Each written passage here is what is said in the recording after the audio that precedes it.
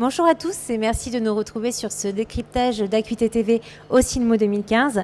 Pour ce débat, nous allons aborder ensemble l'avenir de la filière de santé visuelle. Le sujet est plus que d'actualité puisque le Sénat examinera ce soir ou demain les différents articles du projet de loi santé qui concernent les opticiens mais aussi les ophtalmologistes et les orthoptistes. Depuis longtemps, on attend que des accords soient conclus et soient trouvés entre les différentes parties. Il semble que ce soit désormais le cas. Pour tout vous expliquer et pour nous en parler, j'accueille sur ce plateau Catherine Delaboulé. Bonjour, donc vous êtes présidente de l'Union des opticiens. Bonjour. Avec nous également Yannick Dian, président de l'Association des optométristes de France. Bonjour. Bonjour. Monsieur Alain Gerbel, qui est président de la Fédération nationale des opticiens de France. Bonjour.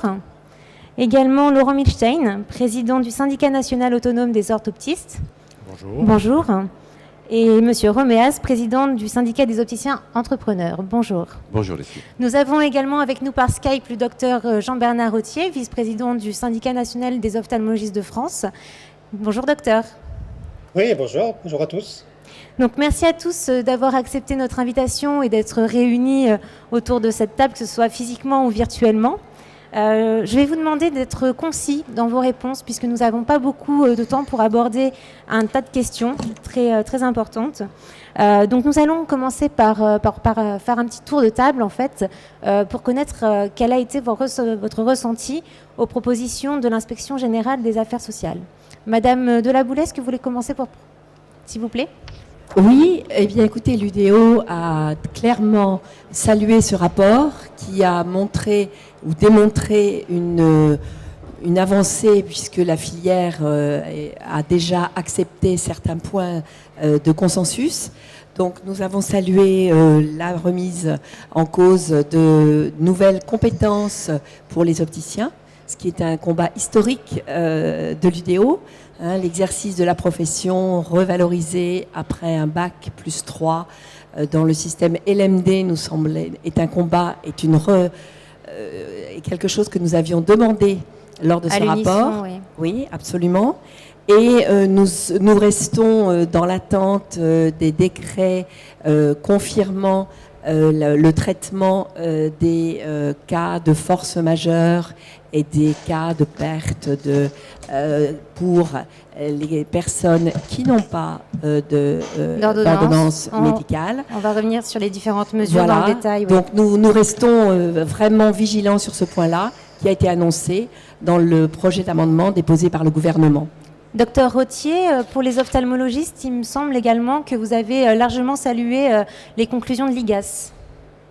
Alors j'ai salué effectivement, il y a deux rapports en fait, deux parties pardon dans ce rapport IGAS. Il y a le rapport lui-même qui est vraiment très intéressant et qui je crois reprend beaucoup des discussions qu'elle a eues avec les différents acteurs. Et puis les recommandations qui sont plus discutables, c'est un catalogue à mon avis qui est un peu fourre-tout. On ne sent pas de grandes lignes directrices, on ne sent pas de grande politique de santé visuelle derrière, mais peut-être que c'était pas l'exercice demandé. Donc maintenant, c'est au ministère de la Santé de mettre tout ça en ordre pour faire une vraie politique de santé visuelle dans ce pays. Monsieur Gerbel, pour l'AFNOF, c'est bien. Vous êtes content? Oui, enfin, je me suis déjà expliqué longuement. Je trouve que c'est un bon rapport. Le gros avantage, c'est que on a maintenant défini un périmètre et puis il faudra habiter ce périmètre, il faudra faire des propositions, il faudra aller vers les uns et les autres et qu'on renvoie à beaucoup de décrets. Il y a beaucoup de choses qui vont faire partie du réglementaire et donc on renvoie à la négociation. La grande sagesse de Dominique Voynet, c'est d'avoir renvoyé à la négociation. Moi, je trouve que c'est très bien. Je suis un peu de l'avis de Jean-Bernard. J'aurais voulu avoir quelque chose d'un peu plus structuré et puis surtout, j'aurais voulu avoir un calendrier et des délais compte tenu de l'urgence et de la nécessité de structurer cette filière. Mais aujourd'hui, je ne pense pas que ce soit ce qui intéresse le plus les opticiens.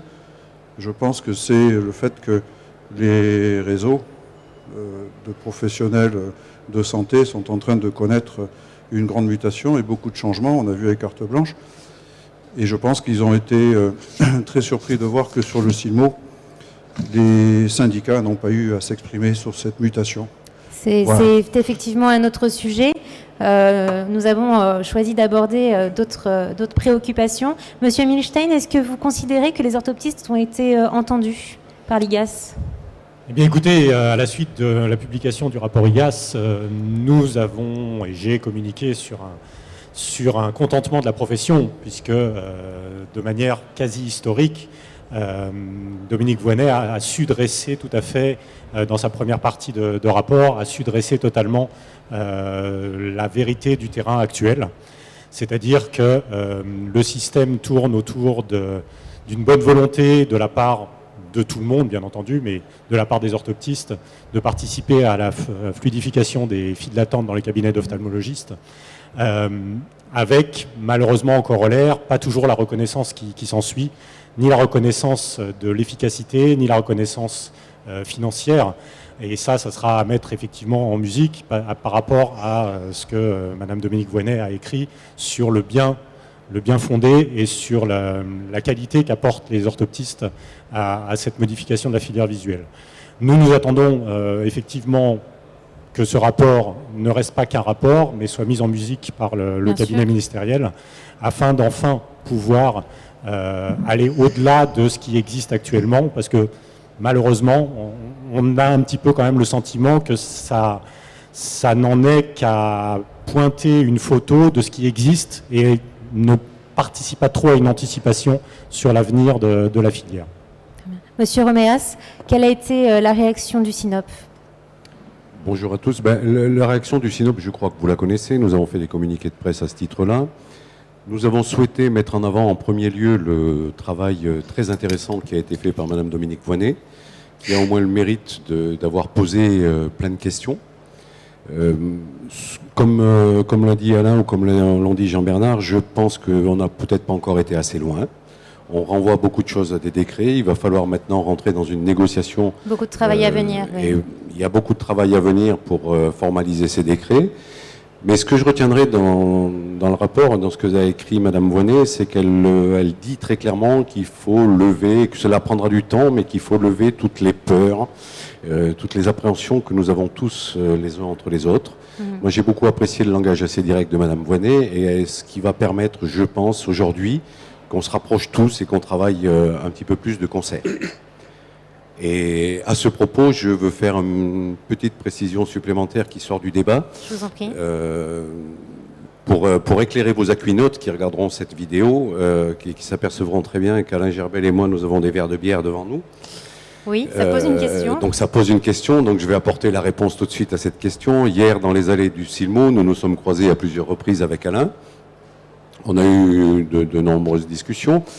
Et puis, il n'y avait pas forcément une grande motivation pour participer à ce plateau télé. Pour les remarques qu'a déjà fait Alain, c'est que quand on parle de la profession, quand on parle des complémentaires santé, les syndicats ont été exclus de ce débat-là. Donc Alain me disait, je ne sais pas si j'y vais. Je dis, si Alain, il faut que tu viennes, il faut qu'on montre que la profession participe, est active, il faut se motiver. Et je lui ai dit, si tu viens, tu t'assois à côté de moi et je te promets, on boit une bière devant les caméras. Voilà, donc moi j'ai tenu mes engagements, donc je sais qu'Alain maintenant va tenir les siens et que dans l'avenir on va travailler de concert comme on l'a déjà fait en 2007. Ça promet plein de belles choses, bravo à tous les deux. Non, il ne faut pas, ça promet rien du tout, ça promet simplement que... Ça, c'est déjà un bon premier pas de franchir. Quand on discute, si on est un peu réputés tous les deux pour s'envoyer quelques vannes, mais quand il s'agit de défendre la profession, on est là et on va y aller ensemble. C'est très bien. Ça veut simplement dire qu'on a trouvé un tonneau de bière. Comment ? Simplement, c'est qu'on a trouvé un tonneau de bière. Et pas très loin. Super. Voilà. Donc, revenons à notre sujet. Commençons tout d'abord par parler plus concrètement des mesures qui vont être votées débattues en tout cas en séance publique par le Sénat, notamment au niveau du travail aidé. Docteur Autier, est-ce que vous pouvez nous dire exactement de quoi il va s'agir ? Alors, je n'ai pas vu d'amendement sur le travail aidé explicitement. Le travail aidé plutôt ça a été cité... annoncé par le ministère de la Santé. Oui, c'est dans l'explication du PLFSS. Il y a un article qui dit qu'il faut aider les ophtalmos secteur 1 à moderniser leur exercice.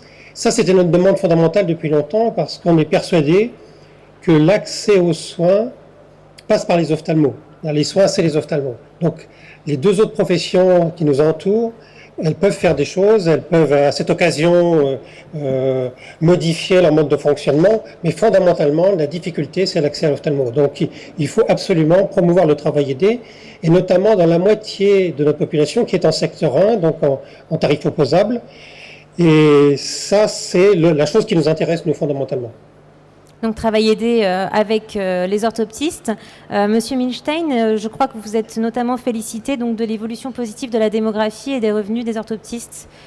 J'ai pas dû me féliciter du revenu des orthoptistes, malheureusement. Non, mais j'aurais bien aimé. Ce qui a été J'aurais bien aimé. Entendu par le ministère, en tout cas. Oui, la démographie, bien entendu. La démographie, de par notre travail de réingénierie de la formation, qui n'a pas abouti pour l'instant à un degré LMD, parce que le ministère est en attente. Bien entendu, le nombre d'orthoptistes formés va aller de manière croissante, non seulement pour le travail aidé, et ça je le dis, et je le dis si Jean-Bernard m'entend, non seulement pour le travail aidé, mais pas que pour le travail aidé. Il n'y a pas que le travail aidé dans le rôle des orthoptistes, il y a aussi toute la prise en charge de rééducation et de réadaptation qui va être de plus en plus présente aussi avec le vieillissement de la population, avec le développement des pathologies chroniques, avec le fait que les personnes doivent rester à domicile. Nous n'aurons pas qu'un rôle d'aide à la consultation. Bien sûr, l'aide à la consultation, c'est important. Certains de nos collègues ont choisi ce mode d'exercice et nous les en félicitons, mais ce n'est pas l'exclusivité du travail des orthoptistes. En tout cas, je ne veux pas réduire la profession d'orthoptiste à uniquement cette aide à la consultation. Très bien. Donc, il y a également un autre amendement qui a été dessiné par le gouvernement et qui va être examiné en séance publique au Sénat. Donc, il concerne plus particulièrement les opticiens et notamment la prescription de l'ordonnance qui pourrait être étendue au-delà de 3 ans en fonction de l'âge et de l'état du patient. Docteur Rottier, est-ce que vous pouvez nous dire exactement comment pourrait se dessiner cette mesure ? Alors oui, c'est une question intéressante. Alors c'est pas tout à fait pour être étendu au-delà de 3 ans. C'est-à-dire que quand en 2007, on a discuté de la durée de validité des ordonnances, le conseiller de l'époque avait dit on va faire quelque chose de simple et on va mettre à 3 ans.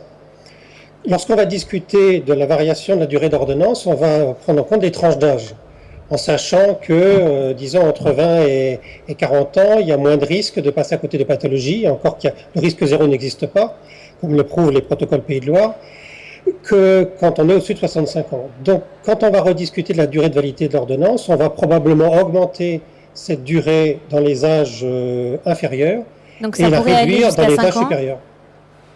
Ça pourrait aller jusqu'à 5 ans pour certaines tranches d'âge. On verra. Et donc le réduire pour d'autres. C'est ce que vous êtes en train de me dire. C'est-à-dire que ça n'a pas de sens de faire des durées de validité d'ordonnance quand on a 65 ans, de les mettre à 5 ans. Ça n'a strictement aucun sens médical. Donc au-delà de 65, au-delà de 68, 70, ça sera forcément réduit à 2 ans. Hein, ça va être le sujet de la discussion, mais il ne faut pas rêver à une grande dérégulation. Qu'en pensent nos syndicats d'opticiens, Monsieur Gerbel ? J'ai 2 micros à ma disposition. Peut-être que si j'en mets les 2 à la fois, je vais être en stéréo. Mais non, Jean-Bernard a raison. Il faut moduler la durée de validité. Quand on a fait les décrets en 2007, on était parti sur une durée qui correspondait à peu de choses près au renouvellement, puisqu'on avait un renouvellement qui était autour de 39 mois. Et avec la durée à 3 ans, on est tombé sur un renouvellement aujourd'hui qui est à 34 mois. Heureusement qu'on a fait ça, parce que vous voyez que ça fait quelques milliers d'ordonnances que les opticiens ont délivrées sans qu'il y ait une épidémie, sans qu'il y ait un problème majeur de santé publique. Et ça a quand même soutenu un peu notre activité. Demain, on verra comment on modulera, mais c'est en fonction de critères objectifs, c'est-à-dire l'âge et les pathologies. Donc il faut un peu regarder justement quelles seraient les populations qu'on pourrait suivre avec les orthoptistes de manière un peu plus régulière. Et surtout l'objectif de Madame Voynet, c'était comment diviser les files d'attente devant les cabinets d'ophtalmologie de 50%.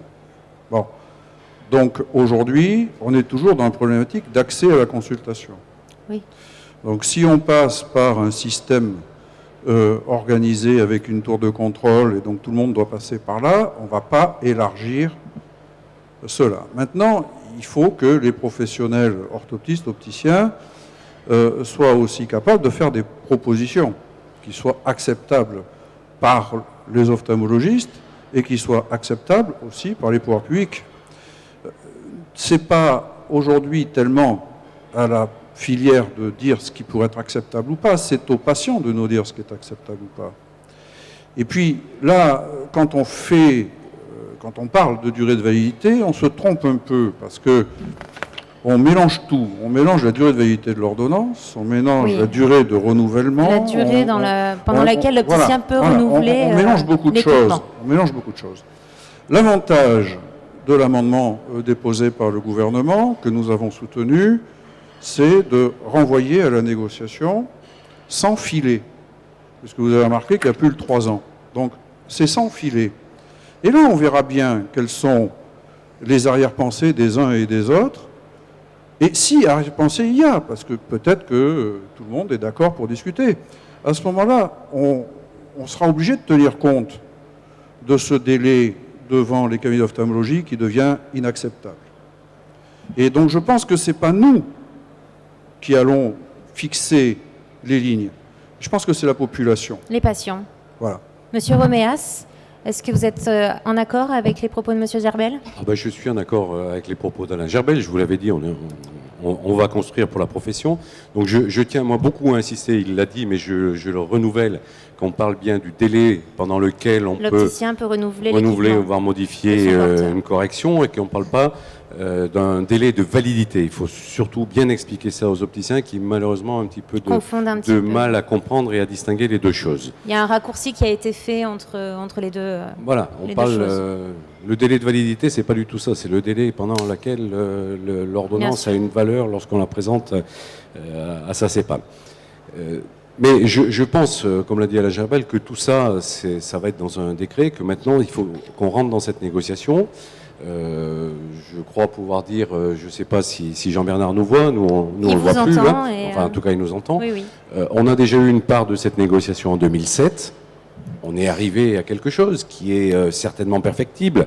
Donc maintenant, avec une prise de conscience de part et d'autre des difficultés que cela engendre et de ce qu'on crée comme problème à nos concitoyens, parce que c'est là la vraie difficulté. S'il n'y avait pas de difficulté d'accès au cabinet d'ophtalmologiste, on ne serait pas en train d'en parler. Tout serait merveilleux dans le meilleur des mondes. Je pense qu'il faut qu'on prenne conscience du besoin de services que l'on a à rendre. On est là pour défendre la santé visuelle, la filière de santé visuelle, et il faut qu'on soit intelligent, il faut qu'on sorte de nos guerres ancestrales et qu'on arrive à construire quelque chose qui sera, on en est tous d'accord et on s'est tous prononcés là-dessus, modulé en fonction de l'âge, ce qui est d'une logique implacable et qui est tout à fait compréhensible. Mais ça, c'est pas nouveau, puisqu'on en parlait déjà, même bien avant que Jean-Bernard soit président du SNOF. Donc maintenant, réunissons-nous, échangeons, construisons, et en espérant que nous parviendrons avec le ministère à un travail de fond intéressant et qu'on arrivera à permettre aux Français d'accéder à la santé visuelle dans des conditions tout à fait raisonnables. Madame de la Boulay, je vous donne la parole et nous reviendrons ensuite sur le docteur Autier qui souhaiterait réagir. Oui, effectivement, moi je vais acquiescer bien évidemment sur le souci d'abord et surtout, ne l'oublions pas, de faciliter l'accès aux soins oculaires des Français. N'oublions pas qu'aujourd'hui, c'est inacceptable d'avoir une moyenne de 111 jours. Donc aujourd'hui, il faut absolument qu'ensemble et dans une filière effectivement apaisée, nous trouvions des solutions. Et par rapport à cette modulation, du coup... Moi, je rappellerai juste une chose. Nous avons aujourd'hui 3 facteurs principaux qui risquent d'augmenter les délais. Le vieillissement de la population. De plus en plus de gens ont besoin de consulter des ophtalmologistes. Et nous ne devons pas laisser aujourd'hui des Français risquer au niveau de la santé visuelle, de la sécurité visuelle, conduire, travailler sans bien voir parce qu'ils ont cassé, perdu des lunettes et qu'ils n'ont pas accès à un ophtalmologiste de façon facile et fluide. Donc je crois qu'il faut vraiment prendre le problème dans toute sa dimension trouver des solutions ensemble, de façon à ce que nous rendions vraiment ce service aux Français. Moi, je vais dire juste une chose. Aujourd'hui, il est reconnu que vous avez, chaque Français, vous, Leslie, nous tous, nous avons accès à un opticien à moins de 20 km de notre domicile ou de notre travail.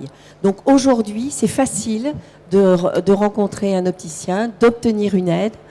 Formons mieux nos opticiens, travaillons en bonne entente avec les médecins qui les suivent, de façon bien évidemment à, je dirais, gérer le cas d'urgence en bonne entente et continuons en ce sens. Docteur Rottier, vous souhaitez réagir à la réaction de nos opticiens? Oui, c'est pas facile de réagir à distance comme ça, mais je vous remercie de me redonner la parole. Ne vous leurrez pas, il faut certainement améliorer la durée de vie d'ordonnance, et la capacité de renouvellement des opticiens, et leur possibilité à faire face aux situations d'urgence, mais cela ne diminuera en rien les délais. Et la deuxième chose, c'est que quand vous dites, c'est aux patients de le dire, c'est justement le gros problème de la délégation. Aujourd'hui, les patients, ils veulent voir l'ophtalmo. Et c'est justement à l'ophtalmo de dire, écoutez, pour ce que vous avez, vous pouvez tout à fait aller voir soit l'orthoptiste, soit l'opticien. Et le moteur de la délégation, ce qui sera le plus pertinent, le plus efficace, en fait, pour mettre en place ces délégations, c'est la volonté de l'ophtalmo de basculer vers les deux autres professions, des patients qui ne relèvent pas de son ressort. Donc on va avancer parce qu'il y a également d'autres mesures qui pourront aider à réduire les délais d'attente, enfin en tout cas à faciliter l'accès des porteurs aux soins de santé visuelle, notamment l'obligation d'ordonnance pour la délivrance des verres correcteurs a divisé un petit peu la filière. Dans son amendement, le gouvernement prévoit une dérogation pour certains cas. Monsieur Roméas, est-ce que c'est nécessaire selon vous? La dérogation ? Oui. Je pense que oui. On est quand même obligé de tenir compte de la vie mouvementée des Français aujourd'hui. Il faut absolument prévoir un certain nombre de possibilités, parce qu'on ne peut pas se permettre, lorsque quelqu'un qui a une forte myopie et qui a cassé ses lunettes, de lui dire il faut attendre 6, 7, 8 mois pour pouvoir les renouveler. Donc il y a forcément quelques cas de figure. Certains vont dire pour les étrangers, pour les urgences, etc., où il faut prévoir ces dérogations-là. On ne remet pas en cause la nécessité d'une l'obligation prescription médicale. Hein. On l'a plutôt défendu et on pense que si on veut vraiment développer une filière de santé visuelle digne de ce nom, l'ophtalmo reste pour nous le gatekeeper de cette filière. Mais malgré tout, il faut prévoir certains cas de figure et je pense que Jean-Bernard en sera d'accord. Il y a quelques cas particuliers qu'il faut solutionner. Madame de la Boulay, c'est ce que vous disiez tout à l'heure et c'est ce que réclamait l'UDO. Absolument. Absolument. Aujourd'hui, on ne peut pas voir arriver les arrêtés sont parus ce matin des zones de touristes internationales, des ouvertures de magasins supplémentaires et dire aux étrangers, écoutez, on est désolé, mais passez, on ne peut pas vous dépanner, on ne pourra pas vous vendre un équipement. Parce que je crois que si nous n'avons pas eu immédiatement, j'entends aujourd'hui, avec beaucoup de raisons, mes confrères se positionner de la même façon sur ces cas de force majeure, ce qui a mis peut-être un peu de temps à venir dans la filière, c'est que les opticiens n'avaient pas compris. Je pense qu'ils n'avaient pas compris l'enjeu. Je rappelle que depuis 70 ans, les opticiens peuvent vendre un équipement sans ordonnance. Et il n'y a pas eu d'études, il n'y a pas eu de plainte, il n'y a eu aucun souci visuel constaté. Et le gouvernement a légiféré. Voilà, donc je pense que ce point est extrêmement, extrêmement important. Et j'ajouterais que nous sommes, nous aussi, l'UDO, extrêmement vigilants sur comment dirais-je, le rôle de l'ophtalmologiste. Et nous en voulons pour meilleure preuve que l'ensemble de nos mandants ont fait certifier leur magasin dans la certification de service AFNOR. Et dans un engagement d'AFNOR, il est contrôlé que l'ophtalmologiste est systématiquement prévenu s'il y a une modification, un changement. Donc vraiment, cela va dans le bon sens. Monsieur Jabel, vous souhaitez prendre la parole? Oui, nous on a fait un communiqué de presse commun avec le SNOF et oui. Donc Jean Bernard a participé à la rédaction de ce communiqué avec le conseil d'administration du SNOF et celui de la fédération.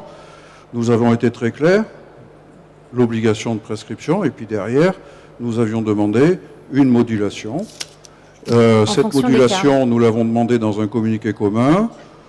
Ce communiqué était sur le bureau des conseillers de la ministre quand on a parlé de cela.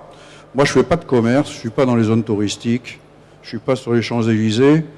Moi, j'ai à m'occuper d'une profession de santé, pas d'une profession de commerçant. Si on l'avait fait déjà depuis le début, peut-être qu'on n'en serait pas là. Après, derrière, se posent beaucoup de problèmes sur cette modulation. Et la façon dont on va organiser donc ces dérogations. Mais je pense que c'est un tout. On ne peut pas vouloir revenir à une situation hantée uniquement pour améliorer les tiroirs caisses de certains magasins succursalistes. La profession n'est pas ça. C'est pas ce qu'elle représente aujourd'hui. Et aujourd'hui, c'est quelque part l'insulter. Et ça suffit de M. Tripodi, qui est venu dans les maisons communes insulter en tant qu'invité. Et c'est pas au syndicat de professionnels de santé de continuer à considérer que l'opticien est un commerçant. Et donc, c'est pas comme ça qu'on va avancer. Et aujourd'hui, cette obligation de prescription, qui devra être arrangée, modulée, cette obligation de prescription, c'est un signe fort des pouvoirs publics et de nos confrères professionnels de santé, de nos amis ophtalmologistes, de nous considérer dans le domaine de la santé publique. Donc ça fait quand même quelques années, et quand je vois aujourd'hui certaines publicités télévision rappeler que c'est un dispositif médical, je pense qu'on est là quand même à la limite de galvauder l'image. Et ça suffit, et ce n'est pas la peine de galvauder l'image de la profession de l'intérieur. Donc oui, il fallait prendre une mesure. Oui, maintenant, il faut discuter et travailler. On revient à ce que je disais tout à l'heure. Nous avons une enveloppe large dans laquelle le gouvernement nous dit avancez. On n'est pas dans un truc précis, chirurgical, où on vous dit vous allez faire ça et vous allez faire cet acte et vous allez donner une réponse pour ça. On est en train de nous dire, ophtalmo, orthoptiste, opticien, vous êtes de grands garçons, de grandes filles. Vous avez montré que vous étiez d'accord et qu'il y avait une locomotive qui était une union entre plusieurs syndicats. Et bien maintenant, mettez-vous au travail. Je ne veux plus entendre parler, moi, de cette démarche commerciale. Ça commence à devenir outrageant et outrancier. On a bien compris. Docteur Rottier, est-ce que vous souhaitiez réagir? Ah ouais, je souhaite réagir. C'est un dossier très intéressant. Depuis 2 ans, on vit le sketch opticien là dans toute son ampleur, c'est-à-dire des forces divergentes à l'intérieur du milieu opticien, avec notamment aujourd'hui Madame Delaboulet avec des accents pathétiques sur la filière visuelle qui soutient un amendement qui va être présenté ce soir au Sénat qui vise à supprimer l'ordonnance au-dessus de 16 ans. Alors arrêtez la langue de bois. Il y a effectivement, je suis tout à fait d'accord avec Alain Gerbel. Mais cet amendement a très peu de chances d'être voté. Non, mais il n'y a pas de question de chance, c'est une question de philosophie. C'est-à-dire qu'il y a des gens qui travaillent contre la construction d'une filière visuelle médicalisée. Et il y a des gens qui travaillent avec. Donc moi, je suis complètement en accord avec Alain Gerbel. Il y a des magasins qui sont soutenus par des fonds d'investissement qui n'en ont rien à faire de la santé visuelle en France, parce que c'est leur nature d'être comme ça. Et Catherine Delaboulet peut nous raconter tout ce qu'elle veut sur la santé visuelle. Elle travaille contre la santé visuelle aujourd'hui. Donc nous, moi je regarde ça de l'extérieur. Si vous voulez, pendant 2 ans, on a été enquiquinés avec cette volonté de mettre en route l'ordonnance obligatoire, alors que nous, on l'avait même pas demandé parce que ça marchait très bien avant. Maintenant, on nous l'a imposé, après on veut nous l'enlever. Alors là, je ne suis pas d'accord avec l'analyse de Madame Estrosi-Sassone et l'analyse de Catherine Delaboulet. C'est-à-dire que d'enlever une obligation d'ordonnance alors qu'elle a été imposée, ça change beaucoup de choses. Ça veut dire que l'État dit que l'ordonnance n'est plus du tout nécessaire et ça dérégule complètement le système. Donc arrêtons de l'hypocrisie de dire que c'est comme avant, c'est plus comme avant. Donc revenons sur des fondamentaux. Oui. Si on souhaite que les opticiens jouent un rôle plus important dans la filière, et on le souhaite probablement tous, ça passe par la formation. Aujourd'hui, la formation n'est pas là. Donc je pense que ça va être des questions que vous allez poser ensuite. On va parler de la formation. Mais la formation, c'est un point très important. Tant que l'opticien n'est pas à niveau, il ne peut pas prétendre gérer un patient lambda comme ça et savoir quand il doit l'envoyer à l'ophtalmo ou pas. Madame de la Boulay, on va parler de la formation. Je vais vous laisser prendre la parole 2 minutes pour répondre au docteur Rotier. Oui, je crois qu'une fois encore, il y a des amalgames. C'est vous qui soutenez l'amendement. Je vais juste, cher docteur, rappeler une chose. Simplement, c'est que les mandants de l'UDO, tous nos opticiens, ont quasiment plus de 60% d'opticiens diplômés, formés. Ce n'est pas moi qui le dis, ce n'est pas moi qui le dis, ce n'est pas moi qui le dis, ce sont les résultats que nous pouvons avoir à gauche, à droite, dans certains réseaux ouverts où, en général, nos mandants répondent. Donc, vous laissez dire que dans les magasins que je représente au niveau de l'UDO, la qualité n'est pas au rendez-vous, que ce ne sont pas des opticiens, conscients du métier, qui se forment, qui depuis, je crois que l'UDO existe depuis les années 30. Depuis les années 30, nous avons un seul combat, c'est mieux former nos opticiens, qu'ils puissent exercer au niveau de la licence. Parlons de la formation, justement. Je pense que je ne peux pas vous laisser dire. Voilà. Avançons. On a compris que ce point suscite encore des désaccords à certains niveaux entre vous, on le voit très bien. Parlons d'un point qui vous réunit, celui de la formation des opticiens. Le rapport de l'IGAS dit, je cite, qu'il faut mettre de l'ordre dans l'offre surabondante et inégale de la formation au BTS-OL. Qu'est-ce que ça signifie? Qui veut nous répondre? C'est la colle, hein. Mettre de l'ordre dans l'offre surabondante et inégale de formation au BTS-OL. C'est demander à Catherine de la Boulay ce que c'est qu'un opticalien, par exemple.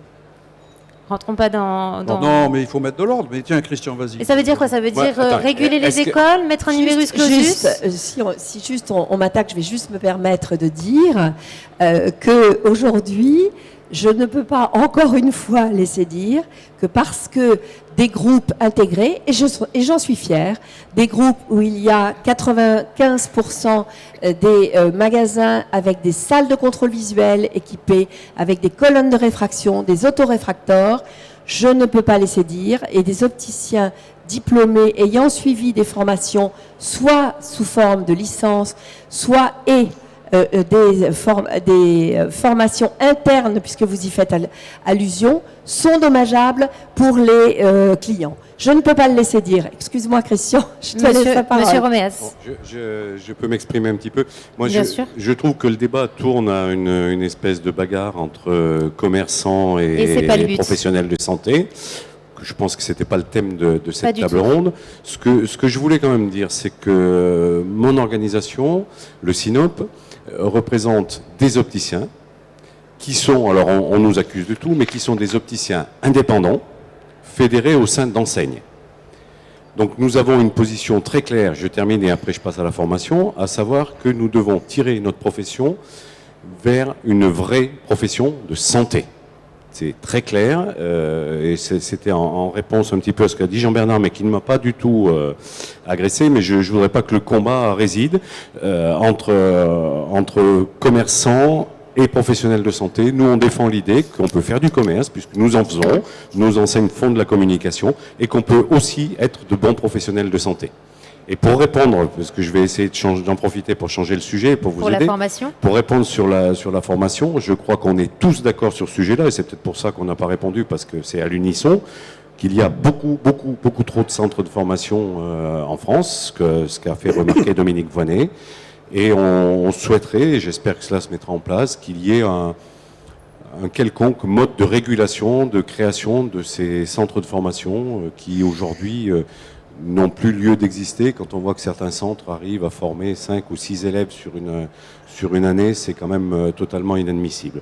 Donc on espère, oui, et je pense que c'est l'ensemble de la profession qui sera d'accord, mettre un peu d'ordre dans cette offre prolifique de formation. Monsieur Gerbel. Oui, alors moi je suis un opticien indépendant, donc je ne suis pas pour les mesures de régulation drastique ou pour légiférer sur tout. À un moment donné, la profession a créé une offre, des gens se sont engouffrés dans cette offre et des centres de formation se sont ouverts. On se retrouve avec très peu de centres de formation d'État, beaucoup de centres de formation privés et une certaine hétérogénéité au niveau des formations. Et puis pendant tout ce temps-là, comme il fallait aller au plus vite et parer au plus pressé, on a oublié d'allonger les formations, on a oublié de parler de la profession.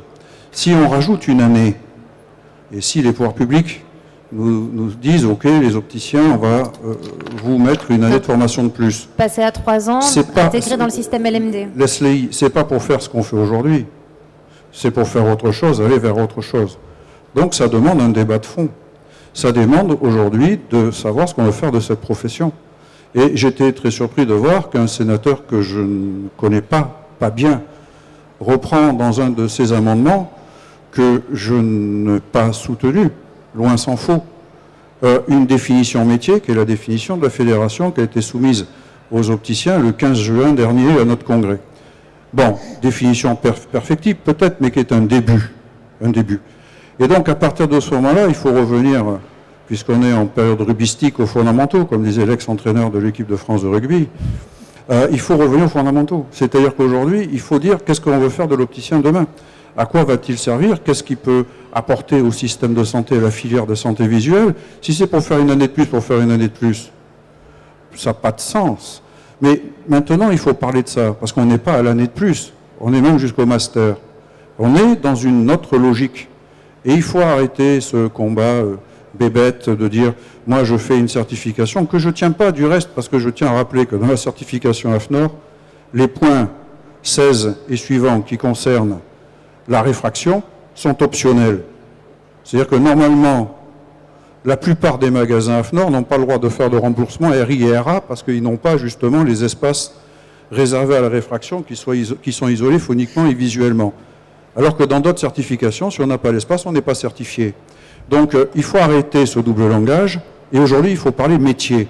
Christian Pi, président des opticiens mutualistes, a dit dans un article que j'ai vu sur votre site, dans un communiqué de presse, et si on parlait métier?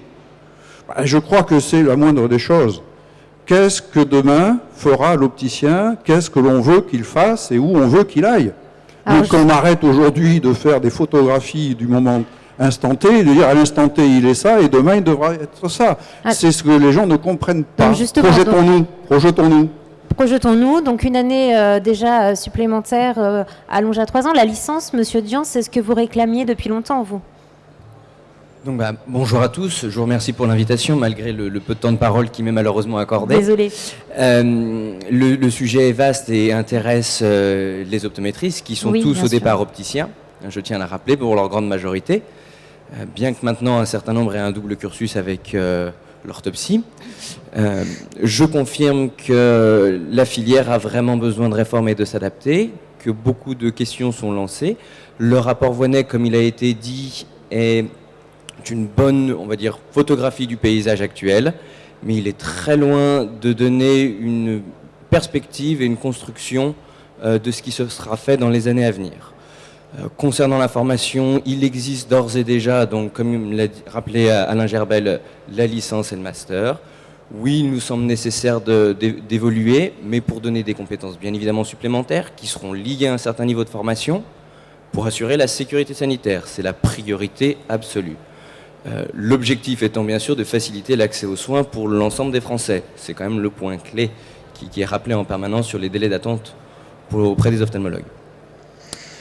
Je constate malgré tout qu'il y a des divisions dans les syndicats d'opticiens qui sont dommageables pour l'ensemble de la filière. Et je trouverais plutôt bien qu'on arrive à les apaiser tous ensemble, car on a tous à y perdre. On n'a rien à gagner à être dans la division absolue en permanence. Concernant l'évolution des diplômés, il a été évidemment noté que la population a explosé en quelques années et se poursuit encore à l'heure actuelle, malheureusement. Les responsabilités sont partagées, tant auprès du ministère que des syndicats qui n'ont pas réussi à s'entendre au début des discussions pour faire évoluer la formation au niveau licence, ce qui du coup a retardé le projet. Il me semble nécessaire de réguler le nombre de diplômés par an pour éviter de la saturation actuelle, une explosion du nombre de magasins qui du coup se retrouvent dans une compétition exacerbée, sont prêts à signer, je serais presque à dire tout et n'importe quoi, en espérant s'assurer un minimum de réseau. Donc j'espère bien qu'on arrivera à construire une filière visuelle qui sera efficace, efficiente, comme c'est le sujet au niveau de la vision qui a été abordé dans certaines conférences ici. J'espère bien qu'on arrivera à construire des passerelles entre les professions, comme c'est envisagé dans le rapport Voynet, entre les opticiens, les orthoptistes. Et j'espère aussi qu'on arrivera à une profession un petit peu plus évoluée, peut-être intermédiaire, comme c'est évoqué dans le rapport Voynet, sujet bien évidemment que l'on porte depuis des années. Docteur Rottier, le rapport Voynet précise également que cette troisième année devrait être moins commerciale. Qu'est-ce qu'on entend par là? Est-ce que cette troisième année de licence pourra se faire en fac de médecine, par exemple? Voilà, pour l'école, je n'ai pas d'avis là-dessus. Je renvoie aux discussions là, qui viennent d'avoir lieu, c'est-à-dire que ça serait issu de la concertation, et puis je crois que c'est Alain qui a encore parlé avec Bruce Saint-Gest en disant qu'est-ce qu'on veut faire de ce métier. C'est ça en fait le point de départ. Que veut-on faire de ce métier, et derrière ça, quelle est la formation? Voilà, c'est ça l'ordre normal des choses. Donc oui, pourquoi pas en fac de médecine. Je ne suis pas du tout hostile à ça. Et je voudrais dire aussi sur le nombre d'opticiens formés, c'est la cause de tous les malheurs de l'optique. Hein. C'est-à-dire que vous ne pouvez pas absorber chaque année ces 2000 jeunes qui arrivent sur le marché. C'est pour ça qu'il y a une course à la diversification. Mais c'est sans fin. Donc il faut absolument réguler les flux de rentrée. Enfin, je me permets de vous dire ça, car comme ça a été dit aussi, ça vous affaiblit vis-à-vis des mutuelles. C'est évident. Monsieur Milstein, comme le disait le monsieur Dian, le rapport Voynet envisage également un rapprochement entre les opticiens et les orthoptistes au niveau de la formation. C'est exact. Mais avant de vous répondre directement, je voudrais revenir un petit peu sur ce qui a été dit sur la formation. Alors, je ne m'y connais pas beaucoup en formation d'opticien-lunetier. En revanche, je me réjouis d'entendre Jean-Bernard Rottier dire qu'il faut une évolution de la formation pour que les professionnels deviennent de meilleurs professionnels et acquièrent de meilleures compétences. Parce que nous qui sommes passés par le réingénierie de la formation, de notre formation, et elle le méritait puisque les textes étaient tellement anciens qu'ils dataient de plus de 50 ans. Vous êtes déjà passé au niveau licence? Alors non, nous sommes passés en réingénierie, nous ne sommes pas encore passés au niveau licence. Mais ça, c'est un point de détail. Un point de détail. Mais bon, quand on a bien entendu commencé à travailler sur la réingénierie de notre profession, il a fallu tout remettre à plat. Nos équipes qui ont travaillé sur ce dossier-là ont vraiment fait un travail énorme et nous pensions qu'il était largement temps d'aller au-delà de nos 3 ans d'études. Et quand j'entends Jean-Bernard dire qu'il faut aller jusqu'à quelque chose d'assez intéressant pour la filière visuelle, malheureusement, on ne nous a pas laissé dérouler l'ensemble de ce qui avait été discuté et on nous a cantonné à nos 3 ans d'études qui étaient déjà là depuis 1956. Donc j'entends bien qu'il faut aller, il faut faire développer les professions pour avoir de meilleures compétences et apporter le plus possible de choses à la filière visuelle, mais à ce moment-là, il faut pas brider, il ne faut pas demander à ce que soient bridés les travaux et il faut les laisser se dérouler de manière tout à fait normale jusqu'au bout. C'est le ministère qui a bridé, hein, ce sont pas les ophtalmos. Jean-Bernard, le ministère principalement, avec certaines demandes, mais on va pas rentrer dans une polémique. Pour soutenir Laurent, tu te rappelles, quand on a fait la réingénierie, tu m'avais demandé de participer à un comité de relecture.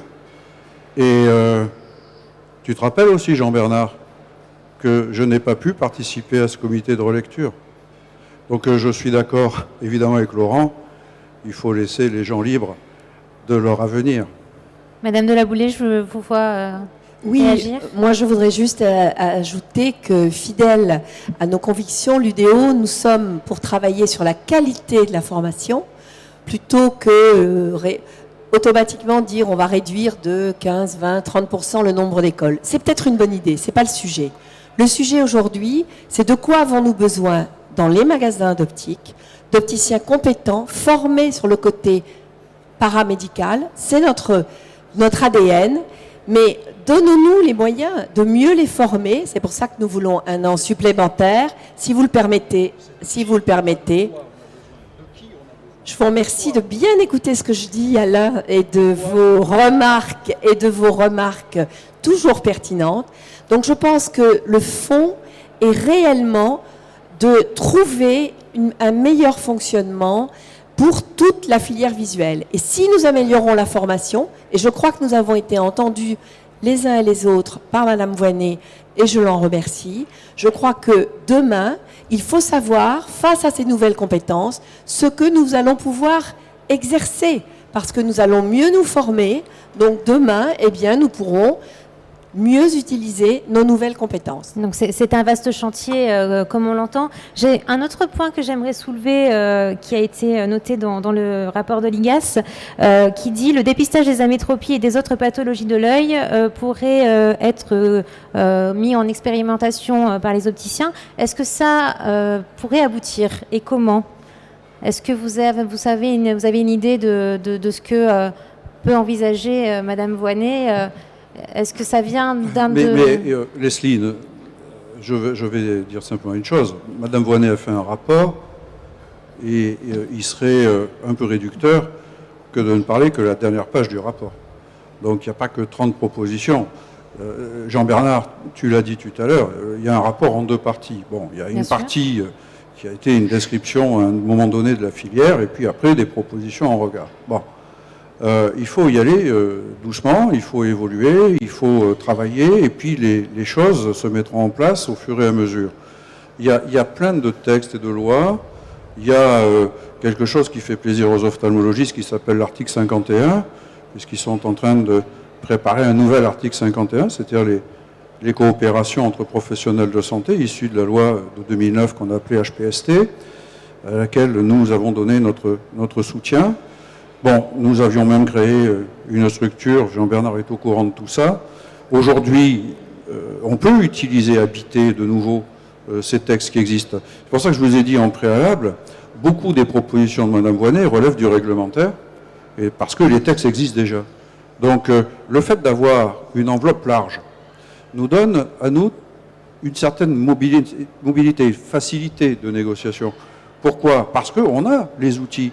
On n'attend pas nécessairement que des lois et que des textes. On n'attend pas certainement que le Parlement se prononce, puisqu'on a déjà une bonne partie des éléments à notre disposition par la voie réglementaire. Et donc, je pense que ça va obliger un peu les professions à se rencontrer et à discuter, parce qu'on a là la possibilité de faire. Il y a beaucoup de choses qu'on peut faire. Il y a ces coopérations qui peuvent être mises en place. En matière de formation, on n'a pas besoin de textes de loi pour mettre en place les formations.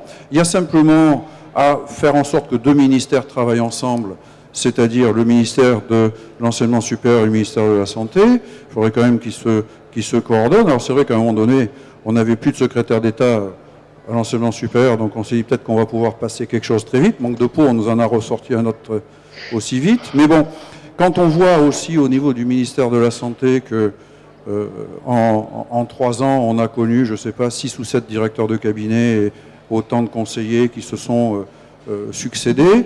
Bon, tout ça, ça ne donne pas trop envie d'avancer. Là, aujourd'hui, les professions ont à leur disposition un arsenal réglementaire disponible, que l'on peut saisir et avec lequel on peut avancer.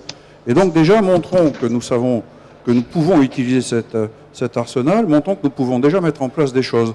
Bon, avec Laurent, ça fait des années qu'on parle de tronc commun de formation.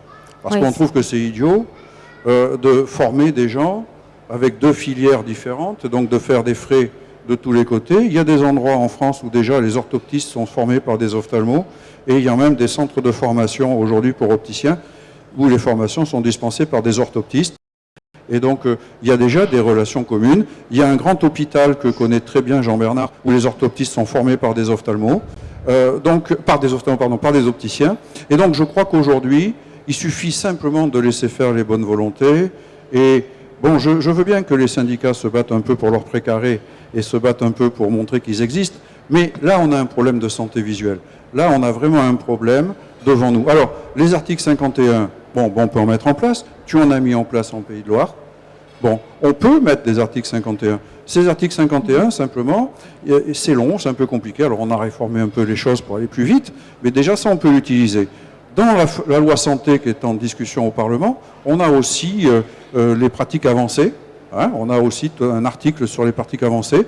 Avec Laurent, excuse-moi, je me suis trompé de prénom. Je suis désolée, nous avons mis en place des orientations DPC communes pour l'année prochaine.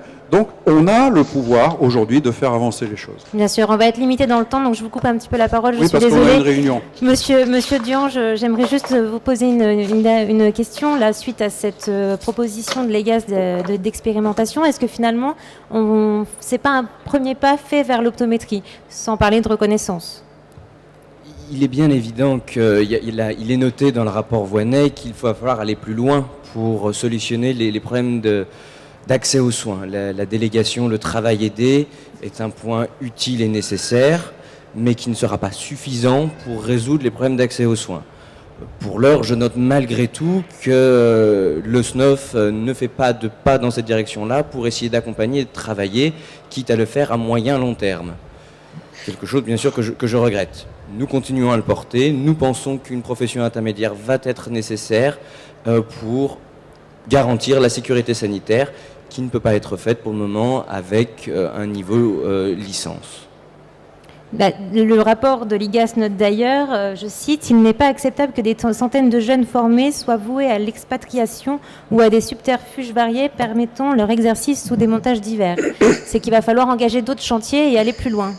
Bien évidemment, l'intégration des optométristes est un point qui est indispensable, que nous portons depuis de nombreuses années et sur lequel nous travaillons de manière tant bien que mal et assez régulière avec Jean-Bernard.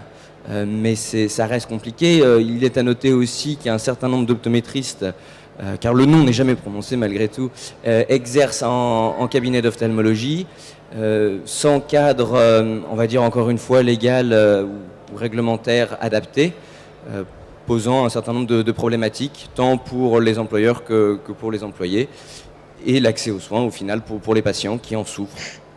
Donc on l'aura compris, vous échangez beaucoup entre vous, notamment aussi sur Twitter. Je suis beaucoup vos discussions qui sont parfois assez houleuses. Docteur Rottier, quels seront les prochains chantiers à entamer pour le SNOF et comment tout ça va s'organiser? Je conclue comme ça. Les prochains, nous, ce qu'on veut, c'est l'accès aux soins. Ça, c'est notre obnubilation depuis plusieurs années. Donc, le développement du travail aidé, ce qui veut dire aussi peut-être un débouché pour les optométristes. C'est-à-dire qu'on sait qu'on n'aura pas assez d'orthoptistes pour venir dans nos cabinets. Il y a probablement des possibilités de faire des passerelles pour les optométristes. En revanche, j'en profite pour le dire, c'est très difficile d'envisager une profession intermédiaire aujourd'hui qui serait en accès direct, qui s'interposerait entre le patient et l'ophtalmo.